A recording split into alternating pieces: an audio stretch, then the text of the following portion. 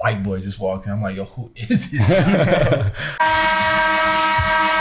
Welcome to At the Buzzer, ClutchPoints official NBA podcast. We're here at the LA headquarters, the studio. I'm Nikki, this is Dennis, and joining us today, he was born in Oklahoma. He went to Tennessee, where he made the SEC all-defensive team and got a degree in psychology. Then he went to the NBA. He turned defense into dollars, into a decade-long career. He can guard 1 through 3. He streams first-person shooters. And now he DJs at your favorite clubs. Welcome to At the Buzzer NBA veteran, Josh Richardson. He's here. He's here. Welcome, bro. Welcome. Shout out TFTI. Shout out Lock and Key. For sure. Shout out Close Up Vegas. Whenever we do these things, we like to start with turning points. We like to find the inflections in your career, the moments that really things changed. There was one that stuck out to us. When you were at Tennessee, you didn't hit a double-digit scoring average till your junior year. And earlier you were telling us it was before that junior year is when you switched your major, focused up a little bit on basketball. By your senior year, you were all defensive team in the SEC. You were leading the Volunteers in scoring, steals, and blocks. What happened in that off season before your junior year? What clicked? What changed? And who was the most instrumental person in helping you make that change? So we're in preseason, my junior year. We're doing a workout like before practice even starts. I'm doing my drill. I like do something stupid like I don't know, throw the ball off the court or off the backboard, and I like laugh it off. I'm like, oh, sorry guys. I go to the back. My coach just like stops everything. Richie, you don't ever take anything serious, blah, blah, blah. And just starts snapping on me, bro. And I'm just standing on the side of the court like, what did I do to warrant this? You know what I'm saying? Like, I do the same thing every day. I come, I do my job, and I go home, and I do what I gotta do at home. Like, I don't bother anyone or anything like that. He's like, we wanted to make you a captain last year. You just don't care. You care, but like you just don't take it seriously enough. Like you're just like, I was like, well, I mean, I'm just vibing, honestly. Like, I don't know what to tell you. So after that, like he like just berates me in front of my whole team. So after practice, I go to his office and meet with him. He told me there's a lot of scouts coming because I had teammates that were supposed to get drafted that year. We're a good team, so they're coming to see them. Started seeing me in practice as well. I don't think you're approaching it the way that the best that you could. And so I kind of had a meeting with him and my academic advisor, and we all came up with the plan. And my parents. If I was gonna change my major, so I want to do medicine, then I'm gonna have to just really do it because it's a big risk. I've been studying something for these years in college. I was studying for it in high school. Like I knew it was what I was gonna do. Now I'm just kind of like giving it up and trying something different. After that, I changed my major, and my teammate would get up at like 6 a.m. before class, go to the gym and work out. I go with him, Jordan McCray, my boy. And he was a year older than me, so he kind of like taught me kind of how to work more. Nice. And that's kind of where things changed. And those next 2 years made you an NBA player. You went to the league. You've done a decade already. You've played for 6 teams. It's a lot of moving. It's a lot of like setting up, then having to pack it up, get up and do it all over again, right? What is the most annoying part about changing teams? Figuring out where you're gonna live at. They pay for your stuff to get packed up, moving people, come get your stuff. And for me, the only really hard move for me, like really difficult, was to Philly because that was the first time I moved from Miami. All my stuff was there, so I get it. You have roots somewhere and you have to like pick what you want to bring. Besides that, yeah, I'd probably say finding a new place to live. Do you ever get like lonely, like not knowing many people when you change up? I got a dog. That works. So, I have 2 dogs now. Like my boy Champ, he goes everywhere with me. He's seen the world. What's something that you do like about changing teams? The thing I love, I like to travel a lot. Like outside of the season, like I move around a lot. Like my trainer's with me now. I bring him with me and we just kind of do stuff. We're still working. You know what I'm saying? We find gyms everywhere. Playing for a lot of teams has allowed me to live a lot of different places. Philadelphia, I don't know if I would have ever went to Philly, Boston, or like anywhere in the Northeast. You know what I'm saying? I've never been to New York, not for basketball. Like it's just kind of showed me different parts of the nation. And I have a lot of friends, you know what I'm saying? Like when I go to Summer League in Vegas, I see so many people that I know because I played for so many different teams. I got to meet so many different guys, you know what I'm saying? Learn their personalities, and I'm a pretty personable guy, so I feel like when I see them, it's love. That's sweet. Any city that was better than Miami, or does Miami just take it? I mean, yeah, Miami takes the cake. It's not even a question.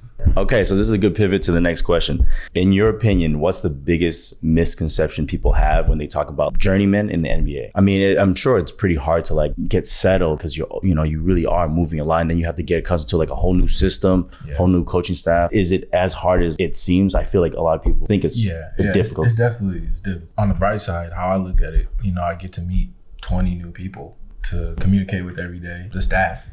Just being able to put yourself out there and meet new people and learn social skills. You know what I'm saying? It's like being a new kid in class. And not everybody can do it. I feel like when teams trade, they talk about the kind of person that they're getting or giving.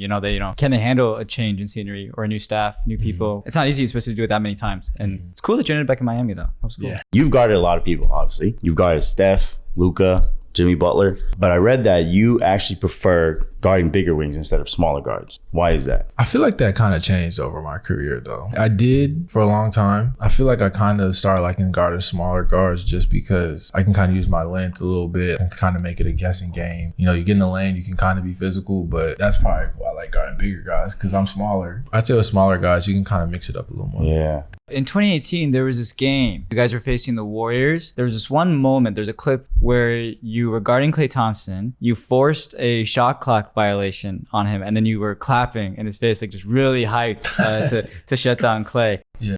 Was that your most memorable defensive moment in the NBA, or was there another one? Is there one that in your head you think one stop, one defensive possession you had where that was peak J. Rich? A funny one is my rookie year.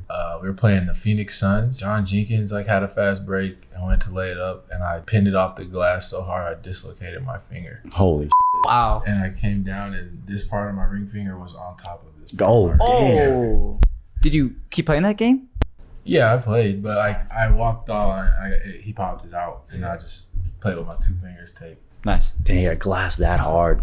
Chased down, blocked by Josh. Yeah. Damn. What's like the weirdest moment you've had while being a streamer? Like any cool people you met or random coincidences? I was on stream one time and I found out my team had hired a new coach or something like that. But I don't remember what team or who it was. But I do remember I was wearing an Arsenal Bruised Banana jersey. So if you ever look for the clip, I was wearing that jersey. Like we've said, you've played against and with a lot of superstars. Was there anybody that you knew was going to be special before they broke out? Luka. You knew right off the bat just from watching him play even a little bit? I met Luka when he was 15. Oh, did you really? Yeah. Is that when you first time you played against him or with him too? I was off-season training in Santa Barbara, and Luka was signed with my agency already. Oh. When he was at Real Madrid. He came to work out with us. This big-ass white boy just walked in. I'm like, yo, who is this guy? And he's like working out, because he worked out like right after me. And so I asked on one of my agents the next day, and I'm like, yo, who is this kid? Like, he's like, yo, he's 15. He's nice. I'm like, what? So I'm like, okay. So we played pickup later that week. Luka at the time, like he's not just like frying people, but like I could see like his pace was already his pace. Yeah. He's already like shooting a little step back. He's already like throwing his little no looks. Yeah. The day I got back to Miami, my first friend of Miami, his name's Athos Martins. I came back and we were sitting on my balcony and I told him I just met the number 1 pick in the next draft. Or in the draft in 3 years, I just met the number 1 pick. So then you go to Dallas and you end up playing with this guy who you've known since he was 15. What was that like? I mean, we talked about it before it happened. Like we were talking about maybe like doing it. Mm-hmm. And so it happened. It was okay. I love Luka. I love all the guys there. KP, Tim. Those are my guys. You were guarding Luka in that? I think we're actually on the same team. When you play with a guy like that, a lot of point guards, a lot of different styles of running an offense. That young of an age, was he the main handler? No, he was doing it. He was just as confident at 15. Bro, the same way you see him play right now is how he was playing it. Damn. He was, like, not to this level, but like low level. I could just see like, wow, this is... And he was already 6'6". Just in general, there's been like a few players where basketball for the longest time, they're drafting size, athleticism, especially the last decade. Skill set is so key. And he had something that was just like... Yeah. You are a free agent now. Yeah. The second time in your career you were a free agent. Last time was 2 years ago, 2023. I'm sure you learned a lot in that process about being a free agent. Has your approach this time, was that influenced by the first time around? What did you learn? How did it change your approach to this current free agency and how you're handling it and what you're looking for? I mean, it didn't really change it very much. I kind of like live in the moment, take it day by day.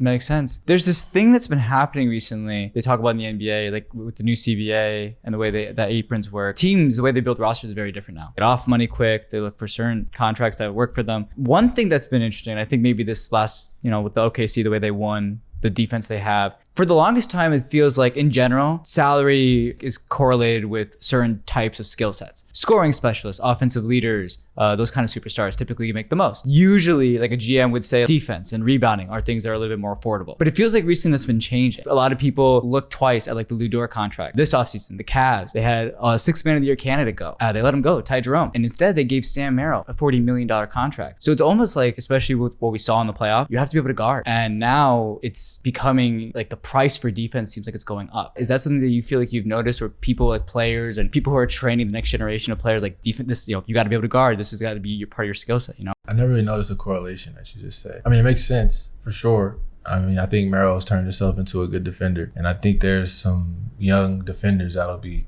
commanding a lot of money in the next few years. So, I mean, as a defensive guy myself, I definitely hope it keeps in that trend. It was crazy hearing that you were planning on becoming a doctor. I knew about the psychology thing. Not many players will get a psychology degree. Even fewer, maybe nobody, will get there after they were pursuing medical school for half the time. So that's pretty crazy. You've thought about life without basketball before. You're probably going to be thinking about it after at some point as well. You have a lot of interests and hobbies. You stream, you game, you travel, you do all these things. Recently, where we met you as a DJ. So I want to end with this. I would love to know your top 5 artists, music artists, any genre, but your official list. Gunna, Shally Poppy, Pawsa, P-A-W-S-A. He's a house artist. All right, that's 3. You got 2 spots left here. I gotta throw Wayne in there just for the all-time. Last, K-Tronada. Okay. That's diverse. That's diverse. All right, well, that's the perfect way to go. Josh, is there anything else that you want to let Clutch fam know about what's going on in Josh Richardson's life? I'm just out here being cool, so y'all be cool.